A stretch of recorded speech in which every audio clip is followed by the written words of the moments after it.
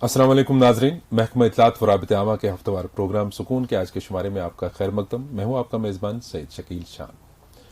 कहते हैं ना कि जान है और जहान है, यानी कि जब हम तंदुरुस्त रहें और तंदुरुस्त जिस्म के अंदर ही एक तंदुरुस्त दिमाग भी पनपता है, ये बहुत ज़रूरी बात है।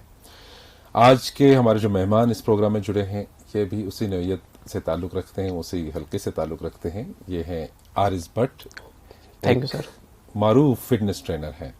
आरिज़, आपका बहुत बहुत इस्तकबाल है हमारे programme. Thank you sir, thank you. First time thankful to almighty Allah, my parents, then आपने मुझे आज यहाँ पे बुलाया, मुझे इतनी इज्जत दी, मैं आपका बहुत बहुत शुक्रगुजार हूँ। है कि जो भी हमारे खासकर जो यंग नौजवान ऐसे साथी होते हैं जिन्होंने किसी भी फील्ड को ऐसे वॉलंटियरली चुना होता है और उसमें एक्सेल करते हैं, ये हमारे लिए काबिल फ़ख्र और बाइस इफ्तिखार बात होती है कि वो हमारे मेहमान बने।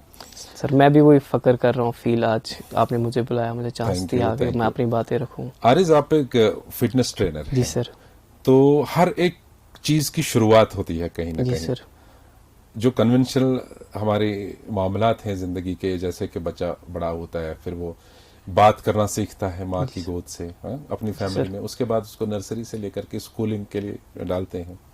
तो लेकिन उसके अलावा जब कोई शौक पनपता है स्कूलिंग के दौरान या उसके बाद, वो इंसान का कहीं न कहीं फितरत के साथ कहीं पे टच करता है।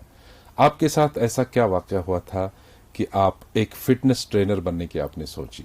सर फिटनेस ट्रेनर से पहले मैं आपको एक बात बता दूं, फिटनेस ट्रेनर से पहले मैं सोशल वर्कर भी रहा। अच्छा। इवेंट प्लानर भी रहा। तो मेरी तो माशाल्लाह उम्र भी उतनी नहीं होगी कि आपने कब शुरुआत की है इन चीज़ों की? मतलब मुझे लगता है 17-18 में स्टार्ट किया था मैंने। एक्चुअली मेरा स्टार्ट हुआ था, एक इंटरव्यू था, हमारा ऑडिशन था यहाँ पे हैदर मूवी के लिए, जो 2013 में था। माशाल्लाह। तो एज अ जूनियर आर्टिस्ट में चला गया। तो उधर इंटरव्यू अपना ऑडिशन दे दिया मैंने। तो ऑडिशन देने के बाद उन्होंने मुझे सिलेक्ट किया। तो फिर मैंने 2013 और 2014 में उसमें काम किया as a junior artist. Great. तो बहुत अच्छा फील लगा, मैंने कुछ अचीव किया। और बॉलीवुड में काम करना एज अ जूनियर आर्टिस्ट, वो भी बहुत बड़ी बात है, ख्वाब होता है, वो ख्वाब होता है। तो उसके बाद मैंने सोचा थोड़ा सा कुछ चेंज करते हैं इसको। फिर मेरे एक फ्रेंड है अमन बजाज करके, उनका एक इवेंट कंपनी थी तवक्कुल श्रीनगर में। तो हमने एक इवेंट किया यहाँ पे, डेम एंड डेफ स्कूल है सल्ला में। तो उनके साथ हमने किया। उधर एक हमारे सीनियर सर थे, वाहिद भैया थे। तो उन्होंने मुझे चांस दिया, बोला आप करो, हमें पता है कि आप डेडिकेटेड पर्सन हो, तो आप करो। मुझे वहाँ चांस मिला। फिर मैंने अपनी कंपनी खोली as a event planner. Free bus production मैंने खोली, जम्मू में इवेंट्स किए, ट्रैफिक रिगार्डिंग किए, सोशल वर्क किया। तो इसी तरीके से करते करते मेरा ये 2019 में एक इवेंट था जिसमें मुझे हेल्प आउट किया था डॉक्टर शाहिद इकबाल चौधरी सर ने, और मनहा सर ने, और उनके भी एक दो फ्रेंड्स और भी थे जिन्होंने मुझे सपोर्ट किया था। उस दौरान में एक बार एसएसपी ऑफिस चला गया। ये जो कॉन्टैक्ट्स आपके ये इवेंट प्लानर के उस दौर में ही बने होंगे? हाँ, ये उस दिन मेरे कॉन्टैक्ट्स उन दिनों में बने थे। तो एक बार मैं एसएसपी ऑफिस चला गया, तो एक आंटी वहाँ पे बैठी थी, मैं भी बैठा था। अब हम एसएसपी साहब का वेट कर रहे थे। तो आंटी मतलब मुझे लगता है बहुत अच्छी फैमिली से, रॉयल फैमिली से थी। तो उनसे मेरी बात, वो रोने लगी। जैसे रोना स्टार्ट हुआ तो मैंने उनको बोला, आंटी क्या बात है? अच्छा। फिर मैंने ये कशर पे में जुबान में बुचुस नेचुस बराबर जुबान में क्या दलील छा। दुबन मेचू नेचू मेरे बेटा है, वो 2020 में 18 साल का होने वाला है, और हमारी प्रॉपर्टी 2 करोड़ की होंगी। तो मैंने बोला उसको उससे क्या प्रॉपर्टी और ये मसला क्या है, लेना देना। तो उसने मुझे ये बोला कि बेटा मेरा बेटा जो है वो ड्रग प्लेयर है, वो मतलब ड्रग्स कर रहा है, और उसने रिसेंटली मेरा कान काटा, वो ये सब। तो मुझे वो थोड़ा फील हो गया। मैंने बोला मेरी माँ भी ऐसी है। चलो मैंने बोला आप मुझे इलॉबरेट कर अच्छे से बता दो क्या मसला है। बोला मैं एसएचओ साहब के पास गई थी, तो मैं इनको बोल रही कि आप थाने में इसको रखो 1-2 दिन के लिए ताकि ये सुधर जाए। बट वहाँ पे एक और पॉइंट था, अगर रब ना करे उस दौरान थाने में उसकी डेथ हो जाती या कुछ हो जाता, तो वो एसएचओ पे आ जाता। फिर लोग उस चीज को नहीं समझते, दूसरे तरीके से रहते हैं। तो फिर एसएसपी साहब ने बोला जितना मैं हेल्प कर सकता हूँ। फिर मैंने भी रिक्वेस्ट की, बोला हम जितना कर सकते हैं। फिर उसको रिहेबिलिटेशन सेंटर में डाल दिया। तो उसके बाद वहां से मेरा ये दिमाग में आ गया, अगर मुझे किसी को अब ट्रेन करना है, मुझे इस चीज से किसी बच्चे को बाहर लाना, तो मुझे पहले खुद को ट्रेन करना पड़ेगा। तो मैंने फिर यहाँ से ये सीख लिया कि अब मुझे इस फिटनेस में अगर जाना है, मुझे बच्चों को ट्रेन करना, तो मुझे बाहर जाना पड़ेगा। मैं फिर उस सितंबर अक्टूबर के महीने में बाहर चला गया, दिल्ली। तो दिल्ली चल जाने के बाद मैंने वहाँ पे गोल्ड जिम फिटनेस इंस्टीट्यूट से अपना सर्टिफिकेशन कोर्स स्टार्ट किया। अच्छा। उस दौरान मैं फिर जम्मू आ गया और मैं एक जिम में एज अ जनरल ट्रेनर चला पहले गया। आपने अपनी फिटनेस पे ध्यान हाँ, दिया। पहले मैं, क्योंकि खुद को जब तक मुझे सही बात कोई है, ट्रेनर इन्फॉर्मेशन कैसे नहीं बने? थी, जब मुझे नहीं पता कि मैं किसको कैसे ट्रेन करूं, तो मैं कैसे करता। फिर मैंने यही सोचा वन चांस के बगैर 5 मैं खुद को पहले ट्रेन करूं। तो फिर एज अ जनरल ट्रेनर में चला गया एनी टाइम फिटनेस नरवाल में। ठीक है। और उन्होंने भी मुझे चांस दिया क्योंकि मेरे पास उतनी नॉलेज नहीं थी। अच्छा तो मेरे कजन्स हैं, वो एक्चुअली जिम ट्रेनर ही हैं। अच्छा। और जिम उनका अपना स्टोर यानी भी थोड़ा है, फैमिली का फैमिली भी एक impact बैकग्राउंड भी होता है। था। तो मुझे वो कहते थे 10-12 साल से, आप करो, अच्छी चीज है कि आप अपना रोजगार भी कर सकते हो, आप अपना रोजगार कमा सकते हो, और दूसरी बात यह है कि आप कुछ अच्छा अचीव कर सकते हो। सही। तो फिर मैं एज अ वहाँ रहा। मेरे सीनियर सर हैं ज़हूर सर, तो मैंने ज़हूर सर को बोला मुझे चांस दे दो एक। बोला बेटा आपको चांस मिलेगा, बट आपको ये करना है कि आपको पहले 1 हफ्ता इनको दिखाना पड़ेगा कि आप। और उस दौरान क्या हुआ कि मैं पूरे 5 दिन, मेरा शिफ्ट था 10 घंटे का। तो उन्होंने मुझे चांस दिया, बोला हम देखते हैं। अच्छा। उन 5 दिनों सर आप बिलीव नहीं करोगे, मैं बैठा नहीं हूँ, मैंने रेस्ट नहीं लिया। और मुझे ऑलरेडी 1 घंटा रेस्ट मिलता था उस 10 घंटे में, बट मैं बैठा नहीं हूँ। और 5 दिन उन्होंने मेरे को कंटिन्यू देखा। और 6 डेज मुझे उनको ये देना था कि या तो मुझे इन होना था या तो मुझे आउट होना था वहाँ से। बट रब का शुक्र है और मेरे माँ बाप का शुक्रगुजार हूँ, हर टाइम मैं अपने पेरेंट्स का शुक्रगुजार हूँ, जो उनकी दुआएं मेरे साथ आज भी है कि मुझे उन्हें चांस दिया, बोला आप इन हो। और मैं उस दिन से फिर मैं खुश हो गया। एक और any time fitness world chain है जिम की, तो मुझे जहाँ पे आपने फॉर्मल ट्रेनिंग जम्मू में की, हाँ जम्मू में हासिल उसी किया। का आपने यहाँ पे फ्रेंचाइजी या कोई नहीं, उनकी फ्रेंचाइजी ऑल ओवर वर्ल्ड है। ओके। तो यहाँ श्रीनगर में भी है, जवाहरनगर में भी है। मैं उधर भी वो ऑलरेडी एग्जिस्ट कर रही हाँ थी वो यहाँ पे। एग्जिस्ट कर रहे, ठीक, मैं ठीक। उधर भी एज अ ट्रेनर भी जॉब कर रहा हूँ। ठीक। तो फिर यही स्टार्ट हो गया। फिर मैंने कुछ डेज के बाद मुझे 1-2 बच्चों के फोन्स आ गए थे, सर वो बच्चे जो हैं वो ड्रग प्लेयर हैं। अच्छा। और उनको ट्रेन करना, क्योंकि उनके मूड तक भी होता था, कभी आप उनको ट्रेन करते करते वो आपके वायलेट हो जाते हैं। बट रब का शुक्र है, आज मैं अल्लाह का शुक्र मनाता हूँ कि वो बच्चे आज अगर आप भी देखेंगे तो माशाल्लाह वो बहुत अच्छे हैं। उसमें एक सरदार भी है मेरे नेबर में, जवाहरनगर में ही है। तो माशाल्लाह उनका नाम तो मैं बाहर नहीं ले सकता हूँ, बट वो कहते हैं भैया आप नाम बाहर कर दो। मैं एक और चीज सोसाइटी को कहना चाहता हूँ कि अगर कोई बच्चा आगे आता है, हम उसको नेगेटिव में लेते हैं। हम उसको अगर अच्छे से अगर उसको अगर समझाएंगे बेटा ये अच्छी चीज नहीं है, वो अच्छी चीज नहीं है, वो समझेगा, प्यार से समझेंगे। अब हम उसको बताएंगे बेटा वो नहीं है, बहुत अच्छी बात यहाँ पे कि जो हमारे समाज में देखा गया, हमारी सोसाइटी में क्या है कि यहाँ पे पेरेंट्स थोड़ी से अभी भी हमारे कश्मीर में हाँ सर, कुछ अब तो बहुत हद तक कम हो गए, लेकिन कंजर्वेटिव फैमिलीज कुछ ऐसी हैं जिनको कहा जाता है कंजर्वेटिव, तो अपने हिसाब से सही होते हैं, लेकिन आमतौर पे क्या असर पड़ता है उस बच्चे पे जिसपे कदगन लगती है, जिसपे रोक टोक लगती है। हर चीज जो बच्चे में एक इनफरादी एक खुसूसियत किसी चीज की तरफ वो रागिब होता है, तो वो करना चाहता है। यहाँ पे क्या है कि पेरेंट्स उसको मना करते हैं। यहाँ पे स्टडीज को ही हम पहला फोकस समझते हैं, मेन थ्रस्ट उस पे होता है। उसके बाद अगर वो कोई किसी आर्ट के साथ करना चाहता है, कोई क्रिएटिविटी उसमें, कोई इनोवेशन दिमाग में हो, वो कर नहीं पाता है बेचारा, उसको हम रोक देते हैं।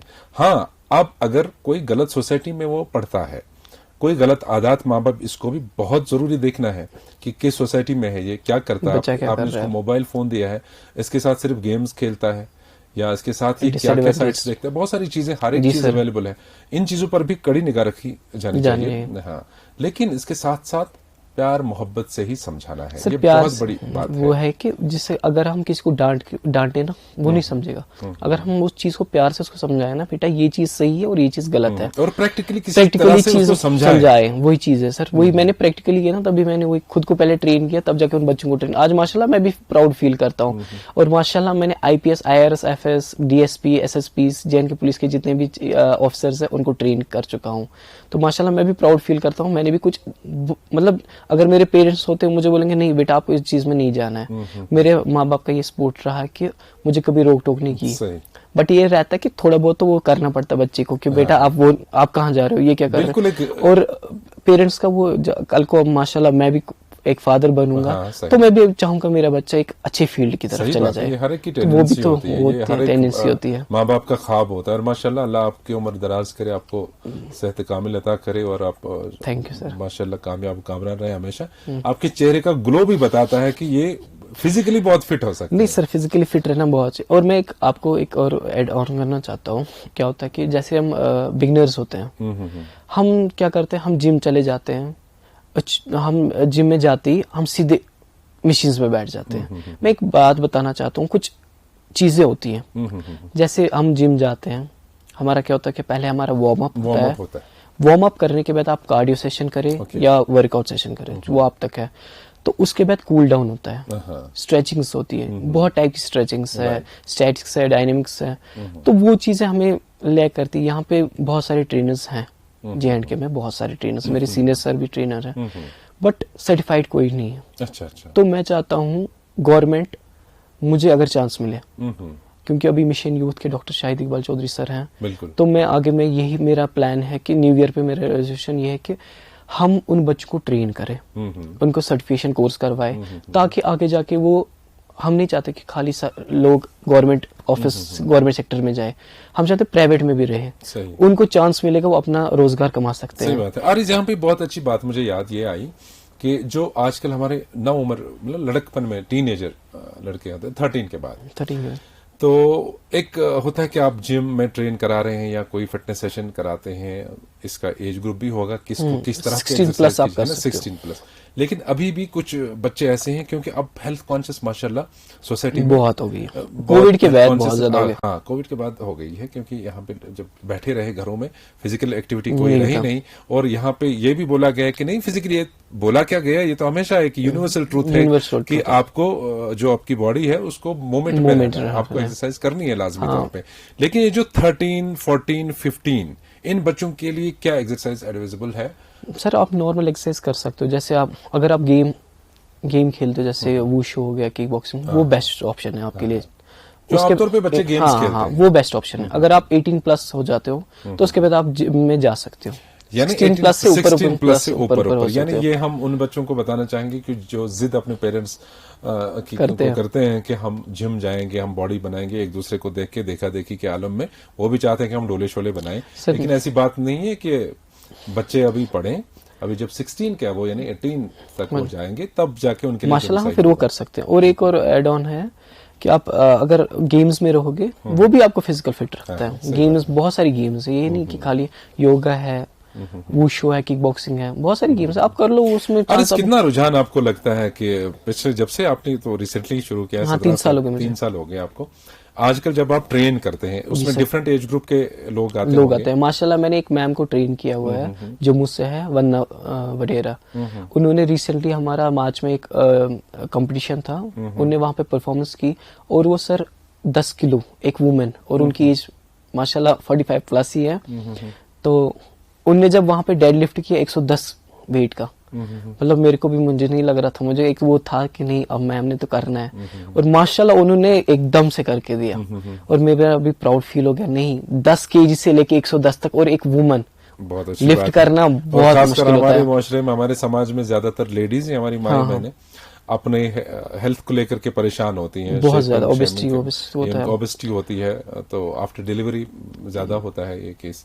तो अक्सर उनकी वो फिटनेस के टोटके रहते हैं कि अब वो स्लिम बेल्ट लाए, कहीं से ये करें कहीं, लेकिन अच्छा ये है कि फितरी है, कुदरती तौर पर नेचुरली जो चीजें आप उनको एक उस ढंग की, उस तरीके का वो सेट्स दिखाते हैं, क्या एक्सरसाइजेस हैं उसके लिए रिकमेंडेड, तो वो अपना वजन गिरा सकती है। सर उसमें ना एक होता है, प्रोसेस होता है। आप जिम आएंगे, हम आपसे बात करेंगे, उसके बाद हमारा क्या होता है, उसके बाद हम आपकी मेडिकल हिस्ट्री देखेंगे, मेडिकल हिस्ट्री देखने के बाद हम आपका फिर डाइट प्लान बनाते हैं, एक्सरसाइज कैसे बनाते हैं, फिर वो शेड्यूल बनाने के बाद फिर आपका वर्कआउट स्टार्ट करते हैं। आधे यहाँ पे क्या होता है कि जिम ट्रेनर्स जो सर्टिफाइड नहीं है, उनकी मेरे लिए इंफॉर्मेशन है कि वो क्या करते हैं, वो किसी भी मशीन पे चढ़ा दिया या डमल से रैंडमली चला दिया, बिना जान पहचाने इसकी हिस्ट्री क्या है, बॉडी क्या मानता है, बॉडी टाइप क्या है, इसका गोल क्या है, वो चीजें नहीं होती। वो खाली एक सर्टिफाइड ट्रेनर होता है। तो मैं सबको ये इन्फॉर्मेशन दूं, आज ऑनलाइन कोर्स इतने हैं, अगर मुझसे कोई चांस उनको मिलता है तो gold gym fitness institute workshop लगा रहे हैं, और गोल्ड जिम इंस्टीट्यूट अभी ऑनलाइन कोर्स भी करवा रहे हैं सर्टिफाइड फिटनेस ट्रेनर्स का, तो वो करें। और जरूरी उनको बात मैसेज ये भी मिल है जाएगी, नॉलेज मिल बच्चों जाएगी। के लिए जो हमारे नौजवान साथी फिटनेस पे ध्यान देना चाहते हैं कि सर्टिफाइड ट्रेनर के पास ही जाएं, हाँ, क्योंकि सर्टिफाइड ट्रेनर वो होता है जिसने ये सारे दाव पेच खेले होते हैं, खेले उनको होते हैं। पता होता है कि इंसान की बॉडी का रिक्वायरमेंट में क्या है, इसकी फिजिकल जो फिटनेस की हिस्ट्री है, बॉडी हिस्ट्री है, वो क्या है। तो उस हिसाब से खैर इस हवाले से आरिज हम बहुत बातें करना चाहते थे, लेकिन वक्त की कमी की वजह से हमें यहाँ पे प्रोग्राम को इख्तिताम करना पड़ेगा। आप आज हमारे मेहमान बने, बहुत खुशी की बात। Thank you so much. और हम मुझे अपने चांस नाज़रीन को बताना चाहेंगे कि हमारे सारे एपिसोड्स अवेलेबल होते हैं हमारे सोशल मीडिया प्लेटफॉर्म पर। हमारे जो ऑफिशियल फेसबुक पेज है हमारा जेके इन्फॉर्मेशन के नाम से, वहाँ पे, और हमारी यूट्यूब चैनल है DIPR-JK। इसी तरह से हमारा ट्विटर हैंडल है @DIPR-JK। आप हमें ज़रूर अपनी आरा और तजावीज़ से नवाजेगा। दीजिए अपने मेज़बान को आज के प्रोग्राम से इजाज़त। खुदा हाफिज़।